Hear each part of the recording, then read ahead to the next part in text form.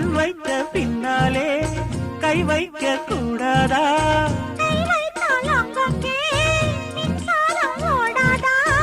என்னென்ன நான் என்ன அவள் கொண்ட போது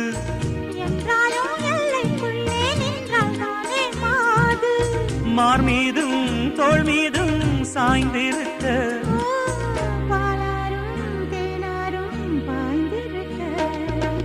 உன்னை வனத்து குயிலே நீ என்னை நினைத்து இசை பாடு.